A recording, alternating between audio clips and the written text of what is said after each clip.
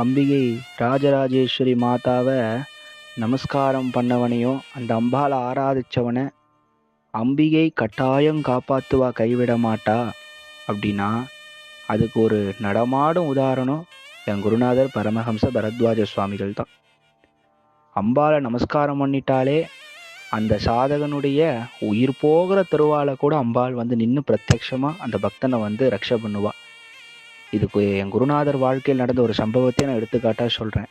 1996 வருஷம் நவராத்திரியினுடைய 7வது நாள் அம்பாளுக்கு ஸ்ரீசக்கர நவாவரண பூஜைலாம் எங்கள் சுவாமிஜி பண்ணிட்டு முடிக்கிறார். அந்த ஸ்ரீசக்கர நவாவரண பூஜையில் நியாசம், ஸ்ரீசக்கர பூஜை பண்ணுறவாளுக்கு தெரியும், நியாசங்கள் பண்ணுவா. முதல் ஆவரணத்திலிருந்து 9 ஆவரணங்களை தான் உடம்புல நியாசம் பண்ணுவா. அந்த நியாசம் பண்ணிட்டான்னா அந்த உடம்புல அந்த தேவத்தை, அந்த தேவிகள் எல்லாமே வந்து வியாபிக்கிறா அப்படின்னு சொல்லி அர்த்தம். நியாசனா தொடுதல் அப்படின்னு சொல்லுவார் எங்கள் சுவாமிஜி. இந்த தேவத்தை பேரை சொல்லி இந்த இடத்த தொட்டுட்டு அந்த தேவத்தை அங்கே வந்து ஆவிர்பவிச்சிடுறா. அந்த மாதிரி நியாசெல்லாம் பண்ணிட்டு நவாவரணம் ஸ்ரீசக்கர பூஜையெல்லாம் பூர்த்தி பண்ணிட்டு அங்கே அம்பாளுக்கு வந்து பஜனை சேவிக்கிறதுக்காக ஆசிரமத்தில் இடம் பார்க்கறதுக்காக போகிறார்.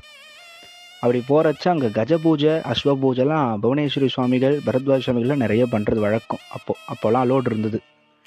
இந்த மாதிரி கஜ பூஜைக்காக யானை அங்கே கட்டி வச்சுட்டு இருக்கா தோட்டத்தில். இவா வந்து அந்த இடத்த பார்க்குறதுக்கு போகிறா, எங்கே நாம சங்கீர்த்தனம் பண்ணி எங்கே அம்பாளுக்கு வந்து ஆராதனை பண்ணலாம் பஜனை அப்படின்னு சொல்லிட்டு பார்க்குற போகிறச்ச அந்த யானைக்கு என்ன எடுத்துன்னு தெரில, ஒரு மாதிரி கோபத்தோடு துரத்த ஆரம்பிச்சிருச்சான் சுவாமிஜியை, பரத்வாஜ சுவாமிஜியை. அப்படி துரத்துனோன்னே காலை தூக்கி அதை மெரிக்கிற மாதிரி வந்திருக்கு சுவாமிஜியை. அந்த யானைக்கு என்ன தோணிடுத்துன்னு தெரில, அந்த யானை சுவாமிஜிக்கிட்ட என்ன பார்த்துருத்துன்னு தெரில, தூக்கின காலை கீழே இறக்கி ரிவர்ஸு போச்சான் வந்த வழியிலேயே. காரணம் என்னென்னா அந்த அம்பாள் பிராணேஸ்வரி நம்ம சொல்கிறோம் இல்லையா, லலிதா சகஸ்ரநாமத்தில், அந்த தேவி அவர் அந்த உடம்புல பண்ண நியாசம் பிரத்யக்ஷம் நம்ம அம்மா குடியிருக்கிற உடம்ப நம்ம மெரிச்சு கொள்ளலாமான்னு சொல்லிட்டு பின்னாடி போயிடுது.